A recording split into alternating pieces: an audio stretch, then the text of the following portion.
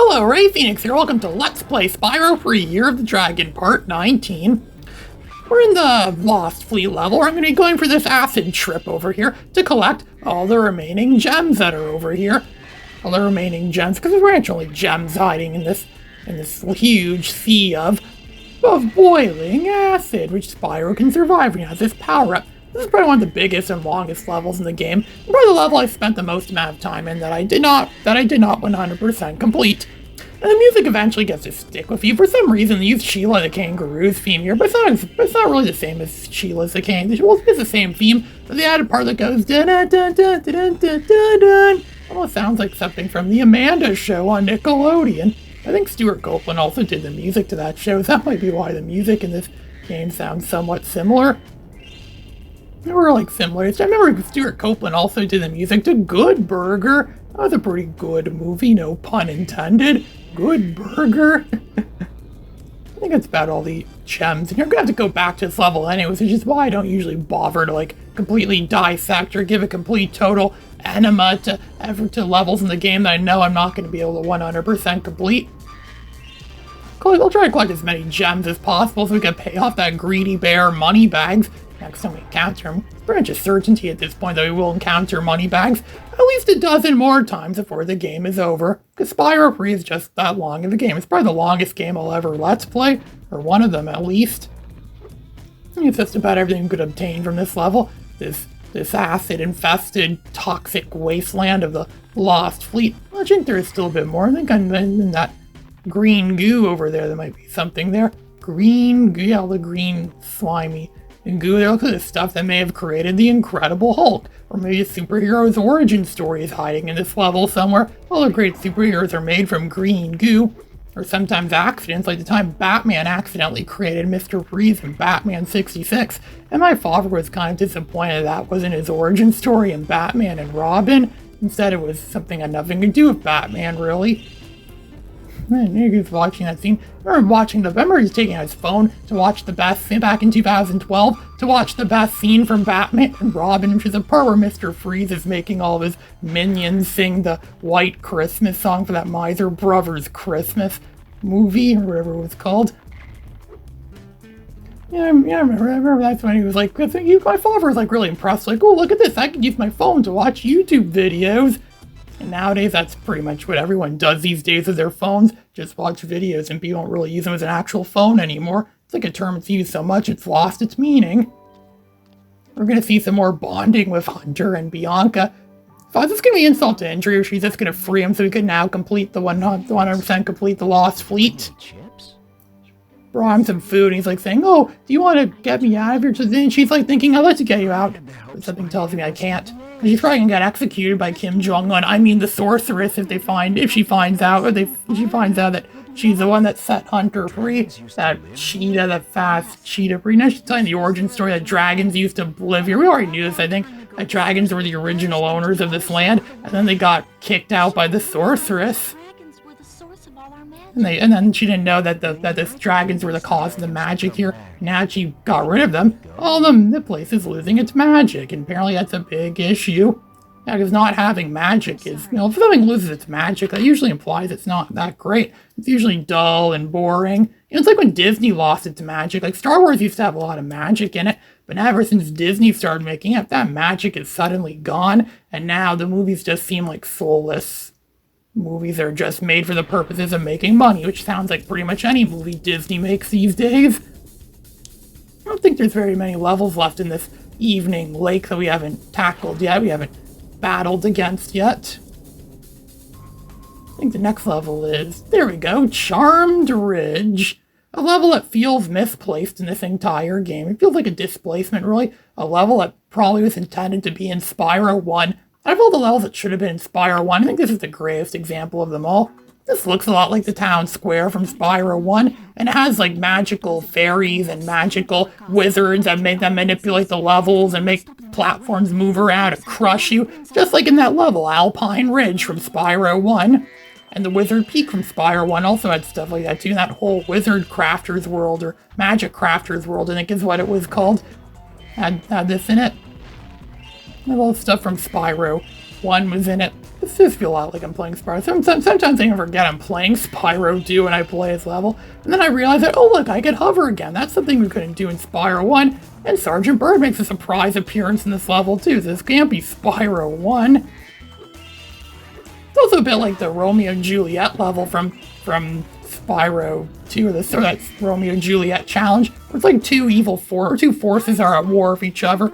And they think they think that some sort of like, oh no, our princess is gonna get captured by Azrael of these from these evil cats, but they don't know that it's not really that bad. It's actually something a lot better actually, and they overreact. People in these Spyro games always seem to overreact. Like remember in Spyro 2 when they needed Spyro to kill that Yeti, and really they didn't really need him to kill the Yeti after all. Yeah, everyone always overreacts and they go, look, we have to go call Spyro to come and help us out. Spyro is a lifeline. If your computer ever breaks down, you call Spyro to come and fix it. I'm sure that quadruped that lacks opposable thumbs would be great at fixing your computer. Just run through there, run through that, and kill that guy, and kill this guy, and kill this guy. The music in this level also sounds like something that was made for Spyro 1. It sounds very reminiscent of Spyro 1. It also reminds me a lot of the Spectre TV studio level from Ape Escape 3. A little bit does. It does make it sound a lot alike to me.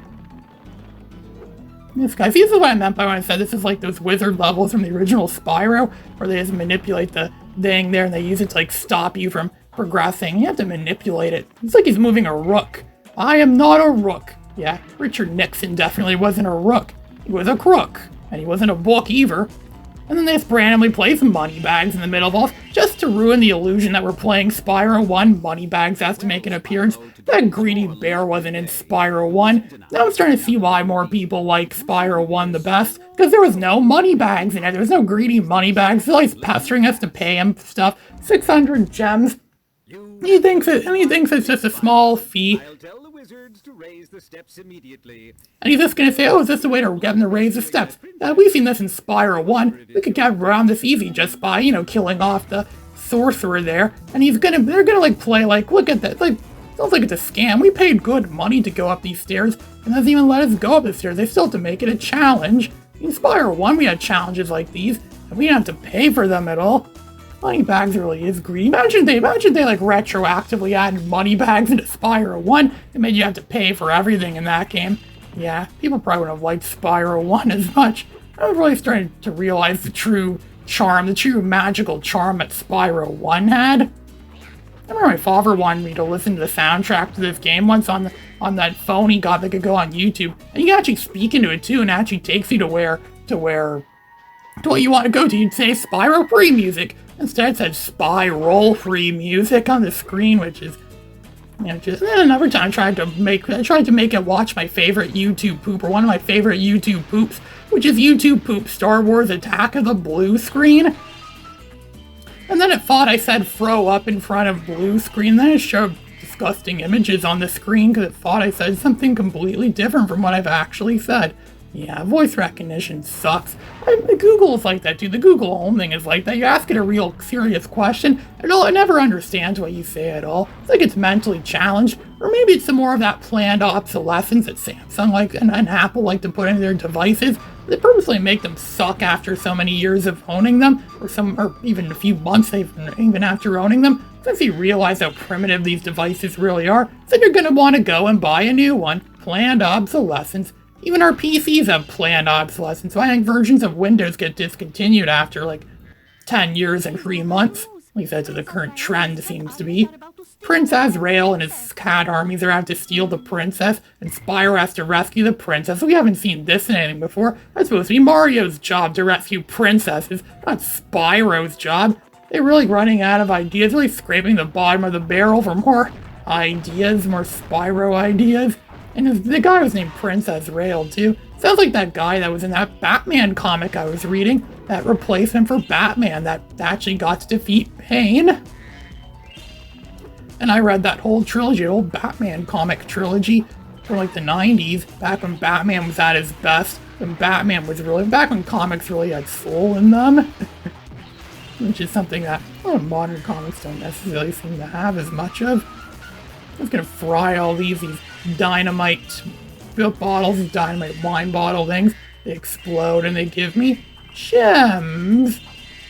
It's like boop, boop, boop, boop, boop. It's like they're trying to make you do that so it would like play a song or something like that. They explode to the rhythm of a song. I don't think that door is open yet, but I think there's another door around here somewhere we could enter. I think over here is a whirlwind thing, one of those magical whirlwinds. We've seen those in Spyro 1, I'm pretty sure.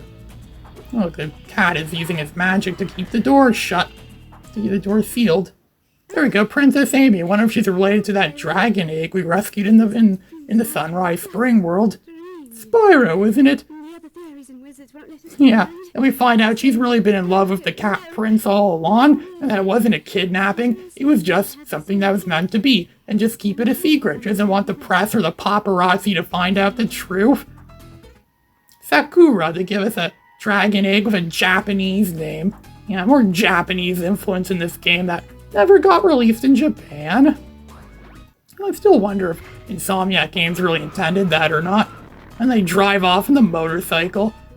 Yeah, if your girlfriend ever tells you to go on a motorcycle, yeah. It's like in that episode of, it's like in that video that a low-budget, nothing Star Wars episode 2, when Obi-Wan's like, you made a commitment to the Jedi, commitment not easily broken. The Jedi is your girlfriend now. and if Padme ever has to go on your motorcycle, I remember he mentioned something like that. You know, it's some grade A quality. Well, it's actually a poverty level video, but poverty level videos often are the funniest. That's something out of classic. That's an old charm thing that classic YouTube used to have and did pretty well with. Running into Sergeant Bird.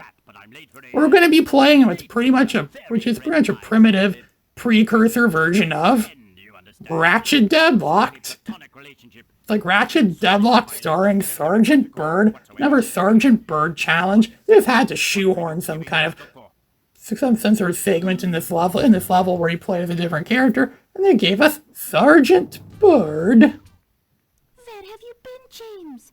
We were supposed to meet in the temple an hour. Yeah, she's always concerned about like, oh, yeah, you stood me up on a date. I'll probably cheat on him with one of the cat enemies that's in this level. We'll just have to call off Nasty cat witches. And he wants to blast them off. Well, if they're witches, they're probably magical. We know weapons don't always work against magical people. Like in that game I'm playing at Star Wars Jedi Academy, if you try using weapons against Force users in that game, they just deflect them with the power of their mind. Telekinesis at its finest. There's an easy way to do is just stay put. Kind of just do like a subtle hover there, and then just shoot them as they come for you. And there are heat-seeking missiles too. So just blast them as they come for you. Aren't just for show after all. Well, I just hope your accuracy is better than your punctuality, because there are still... Yeah, this wants to do some more mindless killing. Mindless killing of witches. A real witch hunt. Yeah, like this game really likes to promote witch hunts. The witches, almost like the ones in that book by Roald Dahl that secretly want to do some horrifying things to kids. No wonder why kids are scared of witches in real life, or kids are scared of them, of all sorts of crazy crap. It's all because of the stories we read them. Like even Rumpelstiltskin did something like that too. Why do we read such horrifying stories to our kids? I think fairy tales are really made as a way to warn kids about things in the most gruesome way possible. Heck, those Brothers Grimm, whatever they're called, didn't even think their stories were violent enough or insane enough, so they had to change stuff to make them more or less kid-friendly. And I mean, they're made for kids in Japan, where Dragon Ball Z is apparently considered a kids show in Japan. Now I have to do this over. Blue goo. I don't think there's any swimming portions of this level, but there's a lot of blue gooey parts below us that we can easily get sucked in, just like in Spyro 1. Just trying to seem more and more like Spyro 1 all the time. Spyro 1 really was a dreamy game. It actually did have somewhat of an aesthetic that I never really saw much of since Spyro 1. I mean, it's another reason why people like Spyro 1 the most, or they think it's the best game in the Spyro series. I don't think it is. I mean, I've played a lot more, and yeah, it's a great game, but I don't think it's the best one. Spyro's 2 and 3 are a lot better overall, at least in my opinion anyways. But since when in my opinion ever matter, I'm known to be the king of unpopular opinions. I'm the same guy that thinks Bubsy 3D is a good game and The Dark Knight's an overrated movie. You did it, James. There we go. I think we blasted down all those witches, went on the witch hunt, and we got all destroyed the hummingbird resistance movement. This is what he's referring to. Like it's a resistance movement. They're probably fighting against the Rhinox. The Rhinox invaded their country probably, now they need to get us to blast them down. There we go, we rescued another egg. That's 97 eggs we've collected already in this entire game. 97 eggs. We have almost 2/3 of all the eggs in the game now. Almost. We don't even have any health left. That's why I had to fry that frog that was just randomly sitting over there so we could get some health. Now Sparks is with us. And Sparks is gonna turn blue again. In the Japanese version, they just made Sparks always green all the time. And any glows, if he glows very bright, it means you're at full health. If he glows not as bright, it means he took a hit. If he doesn't glow at all, it means he took 2 hits. When he's gone, it's just, well, you only have 1 more hit left. I don't know why they did that for the Japanese version. They really think Japanese people can understand the differences of color. It's like they thought Japanese people were stupid or something. And of course, there wasn't these climbing segments in the original Spyro, as those didn't exist yet in that game. Well, we killed that wizard that was over there that was manipulating the platform. Now the platform is permanently stuck out like this. So you don't have to worry about the platforms going in and out or something like that. There we go, get this thing there. I think it's just going to reappear somewhere. It always takes it. It always redirects us to the beginning of the level. I don't really care about that right now. I just care about getting all this stuff right now, killing off all the enemies. So we get our gems that we all like. I don't think killing enemies after you killed them the first time gives you anything in this game. And there's a secret mini game over here. Wonder what it is. Brave Phoenix, signing out.